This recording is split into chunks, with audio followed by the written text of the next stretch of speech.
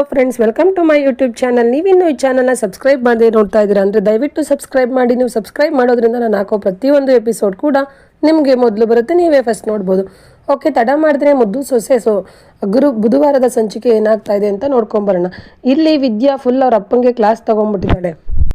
ಒಂದೇ ಒಂದು ದಿನ ನೀನು ನನ್ನ ಮಗಳು ಕಷ್ಟಪಟ್ಟು ಓದ್ತಾ ಇದ್ದಾಳೆ, ಡಾಕ್ಟರ್ ಆಗಬೇಕು ಅಂತ ಹೇಳಿ ಅವಳಿಗೆ ನಾನು ಸ್ವಲ್ಪ ಸಪೋರ್ಟ್ ಮಾಡೋಣ ಅಂತ ನೀನು ಸಪೋರ್ಟ್ ಮಾಡಿದರೆ ನಾನು ನಿನ್ನನ್ನು ಮೆಚ್ತಾ ಇದ್ದೆ, ನೀನು ನನ್ನ ತಂದೆ ಅಂತ ಸಾರ್ಥಕತೆ ಆಗ್ತಾಯಿತ್ತು. ಒಂದಿನ ಸಪೋರ್ಟ್ ಮಾಡಲಿಲ್ಲ. ಒಂದು ಹೆಣ್ಣಿಗೆ ಇಬ್ಬರು ಆಧಾರ ಸ್ತಂಭ, ಒಂದು ಕಟ್ಕೊಂಡಿರೋ ಗಂಡ, ಒಂದು ಜನ್ಮ ಕೊಟ್ಟಿರೋ ಅಪ್ಪ, ಇಬ್ಬರು ಕೂಡ ನನಗೆ ಸಪೋರ್ಟ್ ಮಾಡಲಿಲ್ಲ. ನೀನು ಜೂಜಾಡಿ ಎಲ್ಲ ದುಡ್ಡು ಕಳೆದೆ. ಅಲ್ಲಿ ನನ್ನ ಗಂಡ ನನ್ನನ್ನು ತೇಜೋವಧೆ ಮಾಡಿ ನಿನ್ನ ಚೀಲ ಸರಿ ಇಲ್ಲ ಅಂತ ಹೇಳಿ ಅವನು ಹೋದ. ಇನ್ನು ಇಷ್ಟು ದಿನ ನನ್ನ ಕನಸಿಗೆ ನಾನು ರೆಕ್ಕೆ ಕಟ್ಟಿ ಹಾಗೇ ಇದ್ದೆ. ಇನ್ಮೇಲೆ ನಾನು ಹಾಗಿರಲ್ಲ. ನನ್ನ ಕನಸನ್ನ ನಾನು ಓದಿ ಕಷ್ಟಪಟ್ಟು ಓದಿ ನಾನು ದೊಡ್ಡ ಡಾಕ್ಟರ್ ಹಾಗೇ ಆಗ್ತೀನಿ. ಇನ್ಮೇಲೆ ಪ್ರತಿಯೊಂದು ನಿರ್ಧಾರನೂ ನಾನೇ ಮಾಡ್ತೀನಿ. ಅದರಲ್ಲೂ ನಿನಗೂ ನನ್ನ ಗಂಡ ಅಂತ ಅನ್ಸ್ಕೊಂಡವನು ನಾನು ಯಾವುದೇ ನಿರ್ಧಾರ ಮಾಡೋಕ್ಕೂ ಬಿಡಲ್ಲ, ಯಾವ ಗಂಡಸ್ಗೂ ಕೊಡಲ್ಲ. ನನ್ನ ನಿರ್ಧಾರ ನಂದೇ, ನಾನು ಓದ್ತೀನಿ, ಡಾಕ್ಟರ್ ಆಗೇ ಹಾಕ್ತೀನಿ ಅಂತ ಹಠ ಮಾಡಿ ನಿಂತ್ಕೊತಾಳೆ. ಅದನ್ನು ನೋಡಿದಂಥ ಅವ್ರ ಅಮ್ಮ ಕೇಳ್ತಾ ಇದ್ದಾರೆ, ಹಂಗಲ್ಲ ಕಣಮ್ಮ ವಿದ್ಯಾ, ನೀನು ಇವಾಗ ಬಸ್ರಿ ಇದೆಯಾ, ಈಗ ನೀನು ಹೊಟ್ಟೆಲಿ ಮಗು ಇಟ್ಕೊಂಡು ನೀನು ಓದ್ತೀನಿ ಅಂದ್ರೆ ಅದು ಹೆಂಗವ್ವ ಅಂತ ಕೇಳ್ತಾರೆ.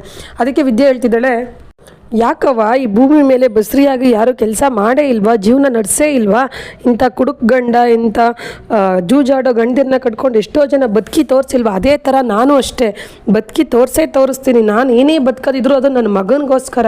ಹೊತ್ತು ನನ್ನ ಮಗನ ಸಾಕೋದ್ರ ಜೊತೆಗೆ ನಾನು ನನ್ನ ಕನಸಾಗಿರೋ ಡಾಕ್ಟರ್ ಕೂಡ ಹಾಗೆ ಹಾಕ್ತೀನಿ ಕಣವ್ವ, ನೋಡು ತೋರಿಸ್ತೀನಿ.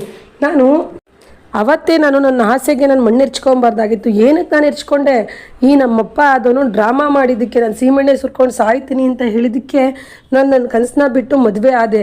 ಅವತ್ತು ನೀನು ಸಾಯ್ತೀನಿ ಅಂತ ಹೇಳಿದೆ ಅಲ್ವಾ, ಈಗ ತಗೋ ಅಂತ ಹೇಳಿ ಡೀಸೆಲ್ನ ಮನೆ ಒಳಗಡೆಯಿಂದ ತೊಗೊಂಬಂದ್ಬಿಟ್ಟು ಕೊಟ್ಬಿಟ್ಟು, ಅದೇ ಅವತ್ತು ಇಟ್ಕೊಂಡಿದ್ದಲ್ಲ ಅದೇ ಇದು ತಗೋ, ಹಚ್ಕೊಂಡು ಸಾಯಿ. ಈ ಬಂಡವಾಳ ಬದುಕೋದಕ್ಕಿಂತ ನೀನು ಸೀಮೆಣ್ಣೆ ಉಯ್ಕೊಂಡು ಸಾಯೋದೇ ಮೇಲು, ತಗೋ ಸಾಯಿ, ನೀನು ಸತ್ತೆ ಅಂತ ಯಾರೂ ಬೇಜಾರು ಮಾಡ್ಕೊಳ್ಳಲ್ಲ ಅಂತ ಹೇಳಿ ಅಲ್ಲಿ ಬಿಸಾಕ್ಬಿಟ್ಟು ಹೋಗ್ಬಿಡ್ತಾಳೆ ವಿದ್ಯಾ ಮನೆ ಒಳಗಡೆ. ಇಲ್ಲಿ ರತ್ನ ಹತ್ರ ಬಂದ್ಬಿಟ್ಟು, ಏನಯ್ಯ ನೀನು ನನ್ನ ಮಾತಿಗೆ ಯಾವತ್ತೂ ಬೆಲೆ ಕೊಡಲಿಲ್ಲ, ಅಟ್ಲೀಸ್ಟ್ ನಿನ್ನ ಮಗಳು ಮಾತಿಗಾದ್ರೂ ಬೆಲೆ ಕೊಟ್ಟು ಬದುಕಯ್ಯ, ಎಲ್ರಿಗೂ ನೋವು ಮಾಡಬೇಡ ಕಣಯ್ಯ, ನಿಂದು ಒಂದು ಜನ್ಮನೇನೆಯ ಅಂತ ಹೇಳಿ ಅವಳು ಕೂಡ ಮನೆ ಒಳಗಡೆ ಹೊಂಟೋಗ್ತಾಳೆ ರತ್ನ. ಇಲ್ಲಿ ಚೆಲ್ವಂಗೆ ತುಂಬ ಬೇಜಾರಾಗಿ ನಾನು ತಪ್ಪು ಮಾಡಿಬಿಟ್ಟೆ ಅಂತ ಹೇಳಿ ಅವಳು ಇಕ್ಬಿಟ್ಟು ಹೋಗಿರೋವಂಥ ಡೀಸೆಲ್ನ ಸುರ್ಕೊಳ್ಳೋದಕ್ಕೆ ಕ್ಯಾಬ್ ಇಷ್ಟ ಆಗ್ತಾನೆ. ಅದನ್ನು ನೋಡಿದಂಥ ಅವ್ರಮ್ಮ, ತೆಗಿಯೋ ಚೆಲ್ವಾ, ಬಂದು ಒಂದು ಕೆನ್ನೆ ಮೇಲೆ ಬಾರಿಸ್ತಾರೆ. ಬಿಡಮ್ಮ, ಇಲ್ಲ ಅಮ್ಮ, ನಾನು ಬದುಕಿರಬಾರ್ದು, ನಾನು ಪಾಪಿ ಬದುಕಿರಬಾರ್ದಮ್ಮ ಅಂತ ಕಿತ್ಕೊತಾ ಇರ್ತಾನೆ ಡೀಸೆಲ್ನ. ಅವರಮ್ಮ ಕೈಯಿಂದ ಕಿತ್ಕೊಂಡು ಕೆನ್ನೆ ಮೇಲೆ ಒಂದು ಹೊಳ್ಬಿಟ್ಟು ಹೇಳ್ತಾ ಇದ್ದಾರೆ, ವಿದ್ಯಾ ಹೇಳಿದ್ದು ನೀನು ಸಾಯ್ಲಿ ಅಂತ ಅಲ್ಲ, ಈಗಾದ್ರೂ ಅರ್ತ್ಕೊಂಡು ಬಾಳಲಿ ಅಂತ. ಈಗ ಕುಡಿಯೋದು ಈ ಜೂಜು ಎಲ್ಲ ಬಿಟ್ಟು ಈಗಾದ್ರೂ ಒಳ್ಳೆ ಬುದ್ಧಿ ಕಲ್ತ್ಕೊ, ಅವಾಗ ಅವಳು ಒಪ್ಕೊತಾಳೆ ಅಂತ ಹೇಳಿ ಅವರು ಕೂಡ ಒಳಗಡೆ ಹೋಗ್ತಾರೆ. ಇಲ್ಲಿ ಅವ್ರ ಚಿಕ್ಕ ಮಗಳು ಕೂಡ ಹೇಳ್ತಿದ್ದಾಳೆ, ಅಪ್ಪ ಇನ್ನು ನೀನೇನಪ್ಪ ನಮ್ಮಮ್ಮನ ಬಾಳು, ನಿಮ್ಮಮ್ಮನ ಬಾಳು, ನಮ್ಮ ಅಕ್ಕನ ಬಾಳು ಎಲ್ಲರೂ ಹಾಳು ಮಾಡಿದೆ, ಇನ್ನು ಉಳ್ದಿರೋದು ನಾನು ಒಬ್ಬಳೇ ಅಪ್ಪ, ನನ್ನ ಬಾಳನ್ನ ಈ ಥರ ಹಾಳು ಮಾಡಬೇಡಪ್ಪ, ಇನ್ನಾದರೂ ನೀನು ಒಳ್ಳೆ ಬುದ್ಧಿ ಕಲ್ತ್ಕೊಳ್ಳಪ್ಪ ಅಂತ ಹೇಳಿ ಚಿಕ್ಕ ಮಗಳು ಕೂಡ ಒಳಗಡೆ ಹೋಗ್ತಾಳೆ. ಇಲ್ಲಿ ಇವನೊಬ್ಬನೇ ಒಬ್ಬನೇ ಆಚೆ ನಿಂತ್ಕೊಂಡು ಗೊಳೋ ಅಂತ ಅಳ್ತಾ ಇರ್ತಾನೆ, ನಾನು ತಪ್ಪು ಮಾಡಿಬಿಟ್ಟೆ ಜೀವನದಲ್ಲಿ ಅಂತ ಹೇಳಿ ತುಂಬ ಅಳ್ತಾ ಇದ್ದಾನೆ. ಮತ್ತಿನ್ನೊಂದು ಕಡೆ ಈಶ್ವರಿ ಮತ್ತು ಮಗಳು ಚಿತ್ರ ಇಬ್ಬರು ರೂಮಲ್ಲಿ ಕೂತಿರ್ತಾರೆ. ಆವಾಗ ಚಿತ್ರ ಹೇಳ್ತಾ ಇದ್ದಾಳೆ, ಅಲ್ಲ ಕಣವ, ನಾವು ಯಾವುದು ಸುಳ್ಳು ಅಂತ ಹೇಳಿ ವಿದ್ಯಾ ಮನೆಯಿಂದ ಆಚೆ ಹೋಗಿದ್ದಾಳು, ಇವಾಗ ಮತ್ತೆ ಬಸ್ರಿ ಆಗಿದ್ದಾಳೆ ಅಂತ ಕ್ವಾಟ್ಲೆ ಹೇಳಿ ಮನೆಯವ್ರನ್ನೆಲ್ಲ ನಂಬಿಸ್ತಾ ಇದ್ದಾನಲ್ಲ. ನನಗೇನೋ ಅನಿಸುತ್ತೆ ಅವಳು ಮತ್ತೆ ಕತಾರ್ನಾಗ ಐಡಿಯಾ ಮಾಡ್ತಾ ಇದ್ದಾಳೆ ಮನೆಗೆ ಬರೋದಕ್ಕೆ ಅಂತ. ಮೊದಲೇ ಅವಳು ಇಲ್ಲಿ ಇದ್ಕೊಂಡು ಅವ್ರ ಅಪ್ಪ ಅಮ್ಮ ಅಲ್ಲಿ ಇದ್ಕೊಂಡು ಎಂಥ ದೊಡ್ಡ ಮಾಸ್ಟರ್ ಪ್ಲಾನ್ ಮಾಡಿ ಬಸ್ರಿ ಅಂತ ಹೊಟ್ಟೆಗೆ ಬಟ್ಟೆ ಕಟ್ಕೊಂಡು ಒಡ್ಡಾಡ್ತಾ ಇದ್ಲು. ಇನ್ನು ಅವ್ರ ಅಪ್ಪ ಅಮ್ಮ ಜೊತೆಲೇ ಇದ್ದಾರೆ ಅಂದಮೇಲೆ ಕೇಳಬೇಕಾ, ದೊಡ್ಡ ನಾಟಕನೇ ಆಡ್ತಾ ಇರ್ತಾಳಮ್ಮ ಅಂತ ಹೇಳ್ತಾಳೆ.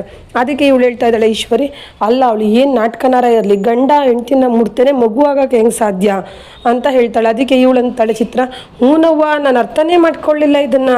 ಹೌದು, ಅವಳು ಗಂಡನ ಮುಟ್ಟೇ ಇಲ್ಲ ಅಂದರೆ ಅವಳು ಯಾವುದೋ ತಪ್ಪು ಇದರಲ್ಲೇ ಹೋಗ್ತಾ ಇದ್ದಾಳೆ ದಾರಿನಲ್ಲೇ ಅಂತ ಹೇಳ್ತಾಳೆ. ಅದಕ್ಕೆ ಈಶ್ವರಿ, ಹೌದು ಅವಳು ತಪ್ಪು ದಾರಿಲೇ ಹೋಗ್ತಾ ಇದ್ದಾಳೆ ಅಂತ ನಾವು ಪ್ರೂವ್ ಮಾಡಲೇಬೇಕು. ಅವಳು ಸರಿ ದಾರಿಲಿ ಹೋಗಲಿ ತಪ್ಪು ದಾರಿಲಿ ಹೋಗಲಿ, ತಪ್ಪು ದಾರಿನೇ ಹಿಡ್ದಿದ್ದಾಳೆ ಅಂತ ನಾವು ಮನೆಯವ್ರ ಹತ್ರ ಪ್ರೂವ್ ಮಾಡಲೇಬೇಕು, ಮಾಡಿದ್ರೇ ನಾವು ಇಲ್ಲಿ ಉಳ್ಕೊಳ್ಳೋಕ್ಕಾಗೋದು ಅಂತ ಹೇಳ್ತಾ ಇದ್ದಾಳೆ.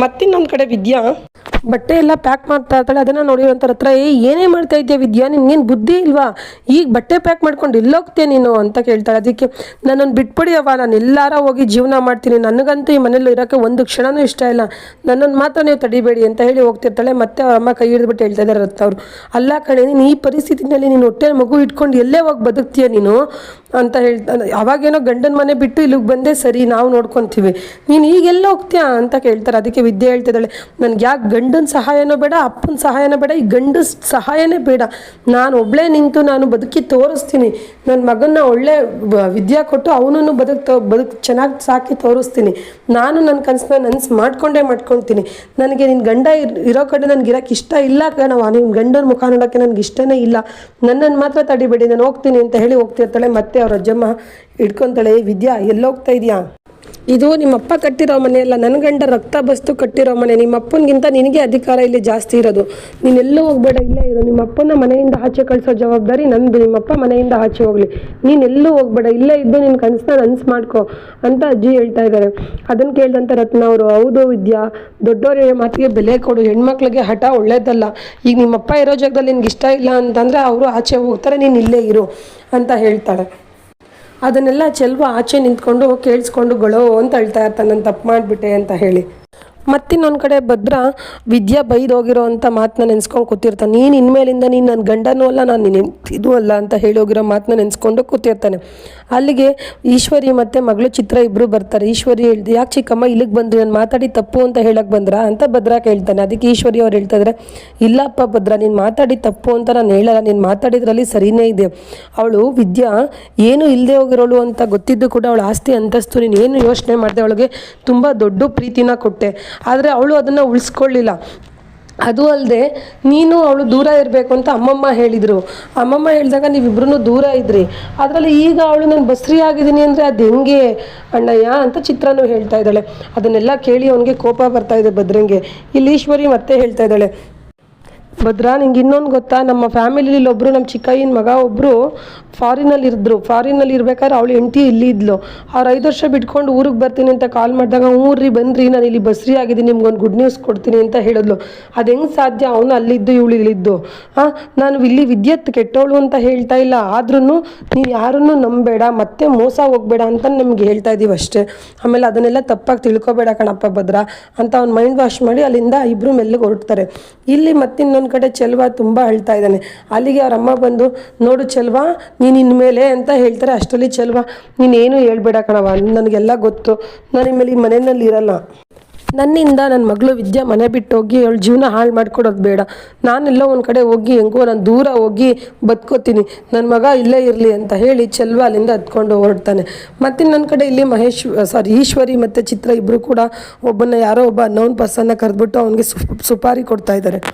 ಶಿವರಾಮೇಗೌಡ್ರನ್ನ ಕೊಂದಿದ್ದು ನಾನೇ ಅಂತ ನೀನು ಪೊಲೀಸ್ ಸ್ಟೇಷನ್ಗೆ ಹೋಗಿ ಶರಣಾಗಬೇಕು, ನೀನೇ ತಗೋ, ಇಲ್ಲಿ 1 ಲಕ್ಷ ಇದೆ, ಇನ್ನು ಮಿಕ್ಕಿದ್ದನ್ನೆಲ್ಲ ನಾನು ನಿಮ್ಮ ಮನೆ ಬಾಗಿಲಿಗೆ ಹೇಗೆ ತಲುಪಿಸ್ಬೇಕು ನಾನು ಆಗ ತಲುಪಿಸ್ತೇನೆ, ಅದ್ರ ಬಗ್ಗೆ ನೀನು ತಲೆ ಕೆಡಿಸ್ಕೊಬೇಡ, ಬಟ್ ಹುಷಾರು, ಎಲ್ಲೇ ಹೋದರೂ ನನ್ನ ಹೆಸರು ಬರ್ಕೂಡ್ದು ಅಂತ ಹೇಳ್ತಾಳೆ. ಅದಕ್ಕೆ ಆ ಅಪ್ಪ ಹೇಳ್ತಿದ್ದಾನೆ, ಸರಿ ಮೇಡಮ್ ಅವರೇ, ನಿಮ್ಮ ಹೆಸರು ಎಲ್ಲೂ ಬಂದಾಗ ನಾನು ನೋಡ್ಕೊತೀನಿ, ನನ್ನ ನೋಡ್ಕೊಳ್ಳೋ ಜವಾಬ್ದಾರಿ ನಿಮ್ಮದು ಅಂತ ಹೇಳ್ತಾರೆ. ಅದಕ್ಕೆ ಅವಳು ಹೇಳ್ತಾ ಇದ್ದಾಳೆ, ನಿನ್ನನ್ನು ಜೈಲಿಂದ ಕರ್ಕೊಂಬರೋದು ಹೆಂಗೆ ಅಂತ ನನಗೆಲ್ಲ ಗೊತ್ತು, ನಾನೆಲ್ಲ ಮಾಡ್ತೀನಿ, ನೀನು ಬಂದಮೇಲೆ ನಿನ್ನ ಜೀವನ ಸೆಟ್ಲ್ ಆಗೋಷ್ಟು ದುಡ್ಡು ನಾನು ಕೊಡ್ತೀನಿ, ಬಟ್ ಇವಾಗ ಹುಷಾರಾಗಿ ಹ್ಯಾಂಡ್ಲ್ ಮಾಡು ಅಂತ ಸುಪಾರಿ ಕೊಟ್ಟು ಅಲ್ಲಿಂದ ಕಳಿಸ್ತಾ ಇದ್ದಾರೆ.